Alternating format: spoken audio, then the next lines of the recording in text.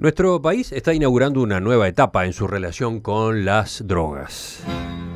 Lo comentamos la semana pasada a raíz de lo ocurrido el domingo 3 de julio en una fiesta de música electrónica en la Rural del Prado, donde se instaló un laboratorio móvil en el cual los jóvenes podían testear las pastillas de drogas sintéticas u otras sustancias que fueran a consumir para corroborar que no estuviesen adulteradas. Pero claro, ese episodio es solo una de las señales que podemos mencionar de esta fase nueva que estamos recorriendo.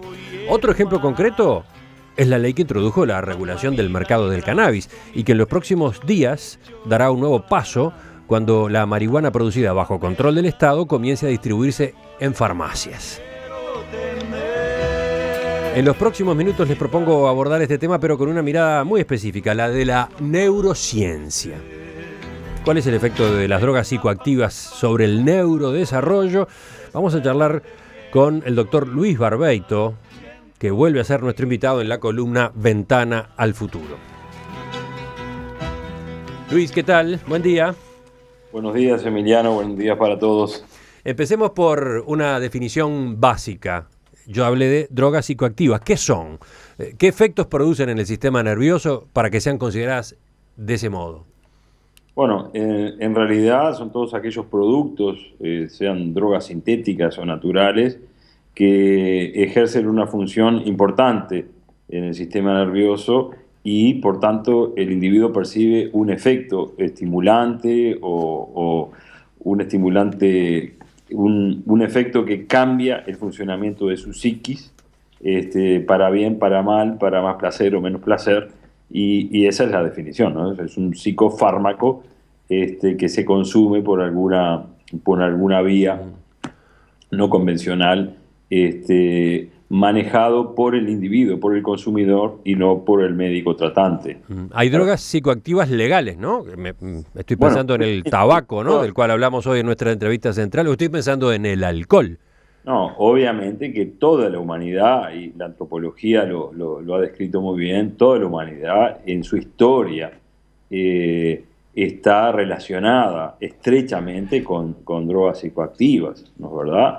Desde la etnofarmacología, de que cada sociedad, cada grupo ha encontrado en la naturaleza que la rodea productos que estimulen la psiquis y que por tanto le permitan adaptarse mejor a su medio o tener experiencias místicas o tener experiencias de otro tipo o ganar energía, como es el caso de la cocaína en la altitud del altiplano.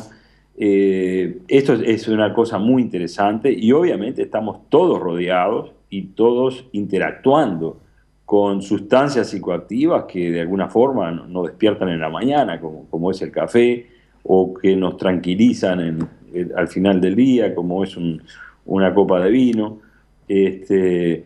Por tanto, nuestro cerebro interactúa estrechamente con todos los alimentos y hay algunas sustancias que en una forma neuroquímica van a interactuar con el sistema de neurotransmisores que actúan en el sistema nervioso y van a interferir en esa función, para bien o para mal, y el hombre ha aprendido a convivir con estas sustancias. Me gustaría que nos detuviéramos en el caso de la marihuana. ¿Cuáles son los efectos del cannabis en el cerebro, a grandes rasgos? Bueno, la marihuana es uno más, que también ha sido usado por comunidades indígenas en la antigüedad y que últimamente se ha expandido y se ha vuelto mucho más popular. Obviamente la marihuana en todos esos es una sustancia que es compleja, en realidad tiene varios compuestos y es una sustancia que no es muy adictiva, a diferencia de otros compuestos como la cocaína, por ejemplo, que producen una adicción, o sea que van al circuito de recompensa que tiene el cerebro y lo van estimulando y lo van modulando para de alguna manera generar una adicción, una necesidad constante de tener esa droga para tener el cerebro funcionando en forma placentera, correcta y óptima. Entonces, ese es el problema de las drogas adictivas. ¿No todas las drogas psicoactivas generan adicción? No, por cierto, no todas, no todas. Es un capítulo especial. Obviamente las que generan adicción son las más problemáticas porque el individuo queda prisionero del consumo, y de alguna manera es muy fácil transcurrir entre el uso normal y el consumo patológico, ¿no es verdad? O adictivo. Esas son las más complicadas. La marihuana se sitúa en otra sección, es un fármaco, es un compuesto que produce menos adicción, es poco adictiva, pero tiene otros efectos que obviamente son bien conocidos Por ejemplo, y que cambia la estructuración del cuerpo psíquico, ¿no es verdad? Y va llevando a diferentes tipos de experiencias, de cambios emocionales, de cambios cognitivos, de cambios perceptivos, ¿no es verdad? Que el consumidor considera que son placenteros, que les benefician en algunas formas de relacionamiento social o una experiencia interior. No sé, hay tantas búsquedas en ese sentido que dependen de cada individuo, ¿no es verdad? Lo importante es que la marihuana interactúa, o los compuestos que están dentro de la marihuana, interactúan con sistemas de neurotransmisores y de neuromoduladores en la química del cerebro, ¿verdad? O sea, que van a actuar sobre circuitos y sobre sistemas de conexiones neuronales y los van a ir modificando, ¿no? Entonces, el ejemplo más claro es cómo algunos compuestos que están en la marihuana modulan la entrada del dolor, ¿no es verdad? Eso es una cosa que es conocida. En otros casos también se conoce el uso médico para el tratamiento de la epilepsia. Entonces, hay compuestos de la marihuana que van a ir a disminuir la excitabilidad de un grupo de neuronas y en algunos casos con epilepsia, sobre todo algunas formas infantiles, tiene un efecto terapéutico, ¿no? Entonces, eso es el uso medicinal de la marihuana porque cada vez más la ciencia comprende cuáles son los circuitos involucrados que utilizan un grupo de sustancias que tiene adentro de nuestro cerebro, que son los endocannabinoides. O sea que nuestro cerebro tiene compuestos parecidos al de la marihuana y ahí se forma ese cortocircuito entre el fármaco que tomamos o la sustancia que llega a nuestro cerebro y las señales que transcurren normalmente en nuestro cerebro. Y ahí se forma la distorsión y que da cuenta luego, de acuerdo a las dosis, de acuerdo a los tipos de receptores involucrados, a los tipos de sustancias involucradas, porque la marihuana puede tener diferentes sustancias que hacen diferentes cosas y hay diferentes especies que dan efectos diferentes, y esto es una cosa muy problemática y que se debe comprender todavía mucho mejor, y hay un esfuerzo que debe hacer la química y la neurociencia para afinar todo esto, ¿no es verdad? Entonces, bueno, y ahí está el tema. Los efectos de la marihuana se comprenden y se explican por una interferencia en los sistemas de neurotransmisión que tenemos adentro de nuestro cerebro. Ahora, ¿el consumo de marihuana deja huellas permanentes en el cerebro? ¿De qué tipo? Entonces, ahí entramos en el concepto de cómo la marihuana se mezcla o se cruza con la formación del cerebro, con lo que yo había hablado que pasaba en la infancia, en las primeras etapas de la vida, de la construcción del cerebro. Yo había dicho también que la construcción del cerebro se prolongaba hasta después de la adolescencia, ¿no?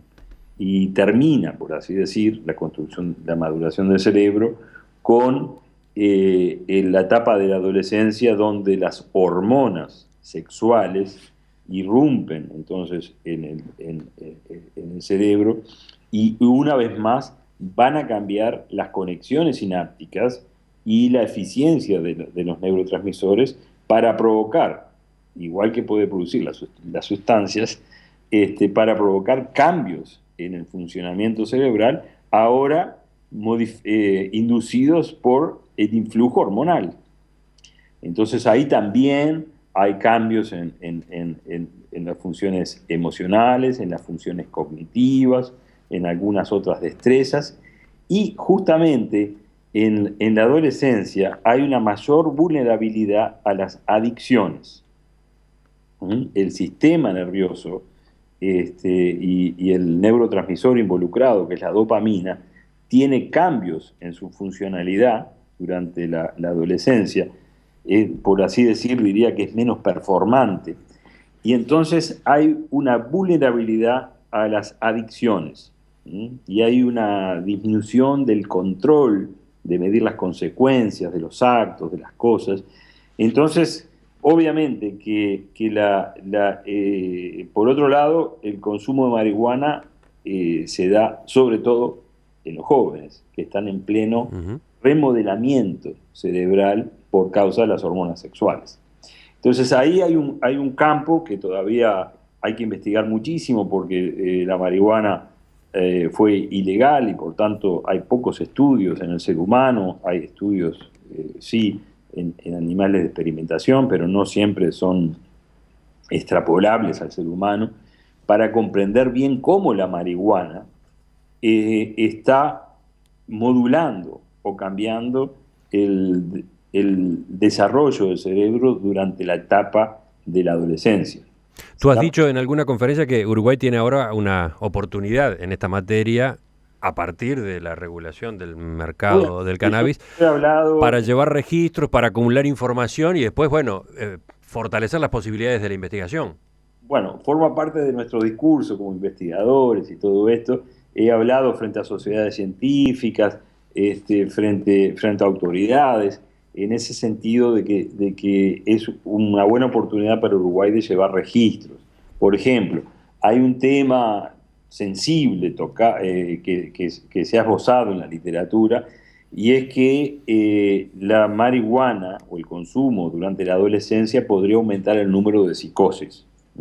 Este es un tema en discusión, porque en realidad buena parte de los científicos dicen que en realidad la marihuana puede acelerar casos de psicosis, digamos, hablemos de esquizofrenia o de patologías similares, ¿no? ¿Verdad? Que son graves, que son crónicas. Y lo que se dice es que la marihuana podría acelerar la aparición de estas enfermedades en pacientes que ya tienen una vulnerabilidad, no en personas normales. Pero lo cierto es que hay estadísticas que indican que el consumo de marihuana durante la adolescencia se asocia con un aumento en la incidencia de psicosis.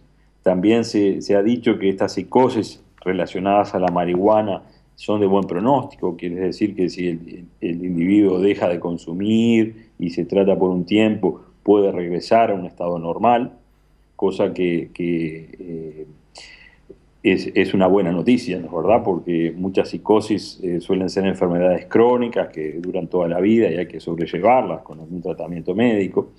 Entonces, ahí hay todo un tema de que Uruguay, y forma parte de nuestro discurso, de que Uruguay debe encarar científicamente, movilizando todos los recursos que tiene a nivel de la salud mental, a nivel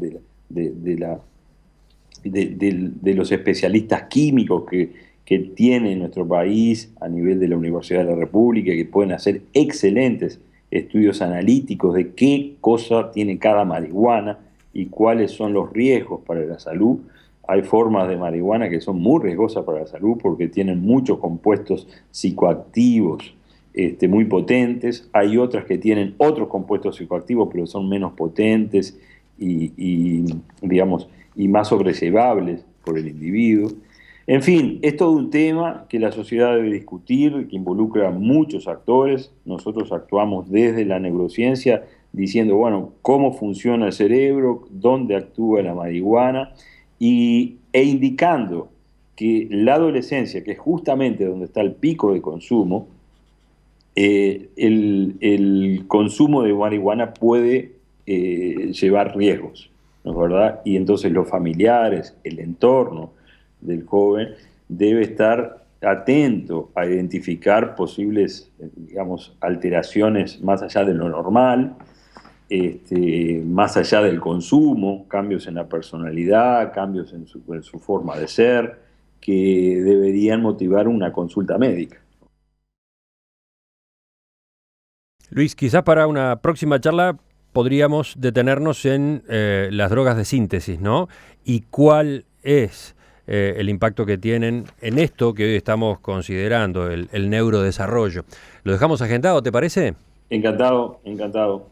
Luis Barbeito nos ha acompañado otra vez en el ciclo Ventana al Futuro.